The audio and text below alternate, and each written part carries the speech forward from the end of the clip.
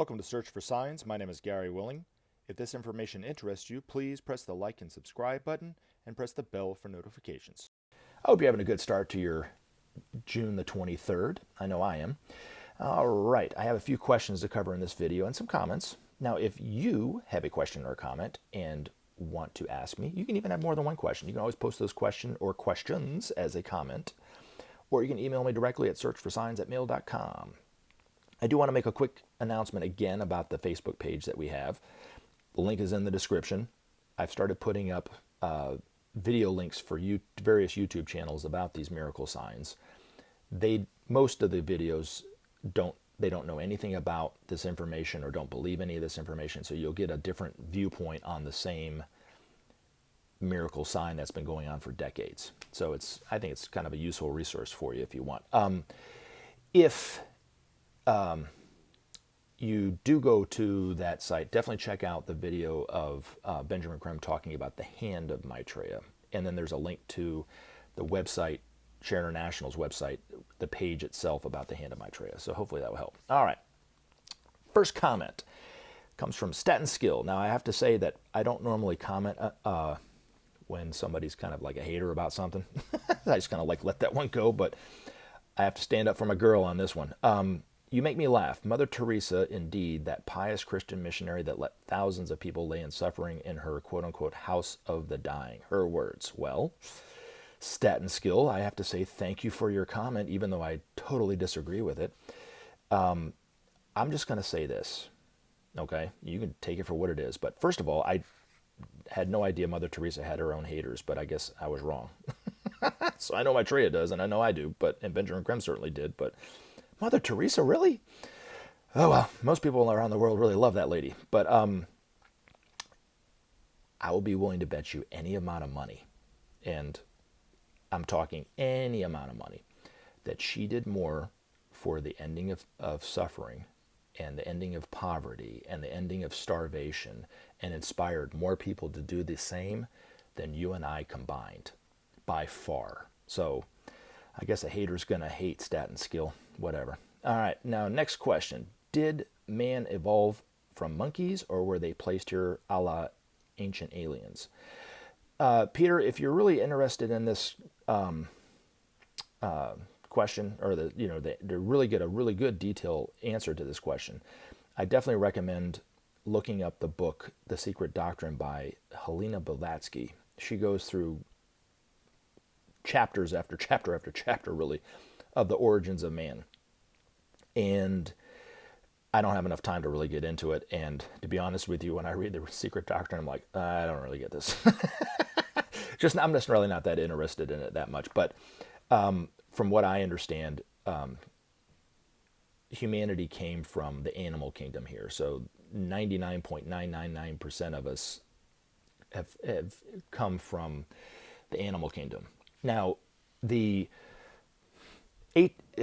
origins of man are still a mystery to most people, but according to the ageless wisdom teachings, humanity started to individualize as humanity that we know today 18.5 million years ago, and became the early animal man, and then eventually became, more of what we know to be humanity, the Homo sapiens that we are today. Okay, so, and it was, of course, symbolized in the Bible, in Genesis, with the Garden of Eden, but that was just all a symbol that Moses was, when he was telling the people that the early origins of man and where they came from, that was just his way of telling the story to kind of get people used to it. Now, according to Benjamin Creme's master, both the creationist and the evolutionist are correct, because the evolutionist doesn't believe that God was the result of creation, and the creationist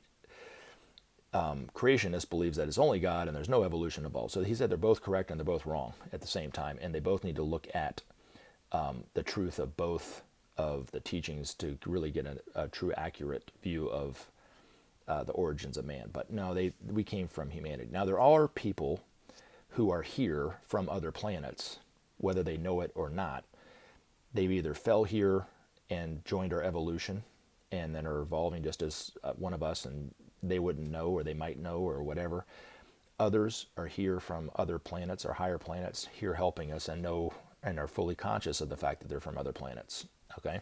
So, but most of us owe our physical bodies at least to the animal kingdom. And then as we started to individualize as people, or as humanity, that's the big distinction between the animal kingdom and the human kingdom. So I don't know if that answers that question, but hopefully. All right, next question. I see you. Do you see me? I like that. That's pretty cool.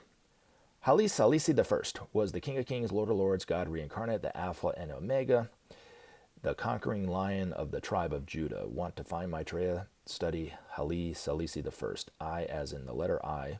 Study Haile Selassie I and follow the signs. You will find Maitreya Selassie. Okay. Thank you for that. All right. Next question. Flip and Photos. Another cool name. All right. So not that Peter Miller's not a cool name too, by the way. I don't want to leave you out, Peter. So you believe Maitreya is here now. So do I. Don't you think that he knows you search for him? He has already found you. I do. Maitreya says if you search for him or if you run after him, you've lost him, actually. You will find Maitreya when you're at peace and at one with humanity. So that's where you find Maitreya. But I mean, Maitreya is a exceptional, quite extraordinary master, let alone person for that level. But yeah, and he's on TV now, but he's not looking for us to search for him on TV. That's for sure. Listen to his priorities, and start working toward his priorities, and then you'll know Maitreya more than you'll know if you just see him on TV and recognize him on TV. Recognize the truth and the sanity of his priorities. You know, without sharing, there could be no justice. Without justice, there could be no peace. Without peace, there could be no future.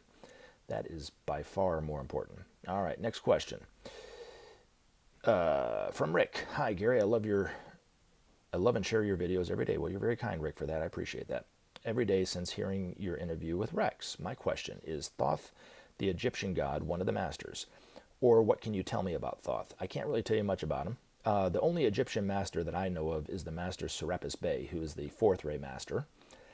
Doesn't really work with humanity as much as he does with the Devic or angelic kingdom. But I'm not sure. I was trying to find this, Rick, and I couldn't find it. I can't remember, but I think the master who was Paul, the master Hilarion, is in an Egyptian body, if I'm not mistaken. But I could be wrong on that, so don't quote me on that. All right. Next question from Jerry Wells. Another cool name, Jerry. Who is the master who has the big hair? That's Sai Baba, and it appears as a more modern photograph on your ads. I guess you're talking about the background of in my videos. Could you tell me some of the basics about him? Yes, Sai Baba, you look him up, you'll see there's a lot of information about Sai Baba, good and bad. Maitreya is a planetary Christ. The Buddha is a planetary Christ. Sai Baba is actually a Christ on the cosmic level. Very, very advanced, but he's only here serving humanity. He's not here because he has to incarnate or anything like that. But he started out, he was born in the normal way, grew up, aged, and then eventually passed away not too long ago, actually. I think around 2015 or 2016, if I'm not mistaken. But had millions of devotees all over the world. All over the world. And, you know, you mentioned Sai Baba, and like I said, you'll run into a devotee eventually of his. Spoke in a very symbolic, very simple way, but he was talking about the same stuff that Maitreya is talking about, for sure. You know, the need for peace, the need for sharing, the ending suffering, and all that kind of stuff as well. But he was speaking more to people who are devoted. Maitreya is going to be speaking more to the whole world, so they have a different kind of language, but they're talking the same, you know, they're talking from the same source, and that kind of thing. They're brothers, really. Now, one thing about Sai Baba that I find kind of interesting. There was a couple things. One, that picture that you have, I actually have a framed photograph of that. And I had some friends who were devotees of Sai Baba and used to go there all the time. And I asked if they could pick me up one of those photographs. And my friend Olga couldn't find it in the gift shop. She couldn't find it. She was looking all over for it. And she asked Maitreya, she asked Sai Baba if he could help her find this photograph. And then she turns around and it was sitting right on top of the photograph bin. That was one thing. But the other one that's kind of funny is I like to drink wine, and I can drink some wine. And so this one evening I was listening to Sai Baba's dissertation that he was giving, or I can't remember the word they used for it, sorry or whatever, at a Puda party in front of thousands of people, maybe 100,000 people. And I'm watching this on YouTube, and I'm drinking wine as I'm listening to this. And now Sai Baba spoke Hindi, and he had a translator that translated it into English. And in the middle of this video, I hear in Sai Baba's voice, in perfect English, how did it go? Even though you drink wine, you're still divine. And you're divine even though you drink wine. And I stopped, but it went through my speakers, man. I'm telling you, it was bizarre. And I stopped and I started thinking, I was like, huh. And then I went back and replayed it, and there was nothing in there, but it was definitely his voice that said it. So I thought it was kind of funny. But yes, he does have big hair, and I hope in my next lifetime I have hair just like his, that's for sure. Now, Maitreya said everything has its opposites. So just because I'm bald in this lifetime doesn't mean I'm not going to have big hair like his in the next lifetime, right? But he will come back one more time. He's been here twice, and he'll come back again. He didn't say when, I don't think, but he will come back again as a baby and grow up and be teaching humanity probably more directly than he was even doing this time around. So, but very, very advanced soul.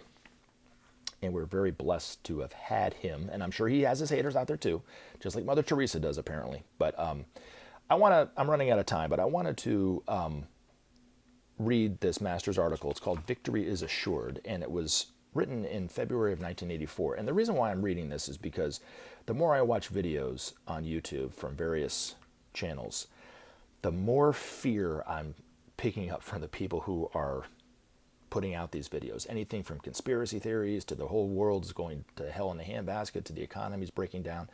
And just remember, or try to remember, that the system is breaking down because it's based on competition and greed. And that was all based in the past of Pisces. And where we're headed is humanity, under the guidance of Maitreya and these masters, are going to rebuild these structures based on cooperation, justice, the principle of sharing, and then, of course, the political structures will be based on sustaining and maintaining peace. So we're seeing the end of the old and the building of the new. And the uncertainty that's around this is causing, of course, a lot of fear.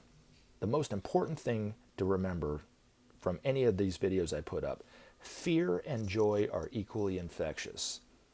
If you spread fear, it will spread faster and be more contagious than even COVID or any other disease that you can think of.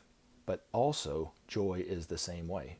Even Bob Marley said, love is contagious. So think about that as we talk about things, as you talk to the people in your life, and they're uncertain about this, that you could be aiding them in a way that you have no way of knowing how much you'll be helping them by just spreading joy and not fear. And you could be harming them by spreading fear. So, something to think about. So, all right. Victory is assured. It is becoming increasingly clear that the conflict between good and evil is being won by the forces of light. Gradually, the good is gaining the upper hand in this age-old struggle for the minds and hearts of men.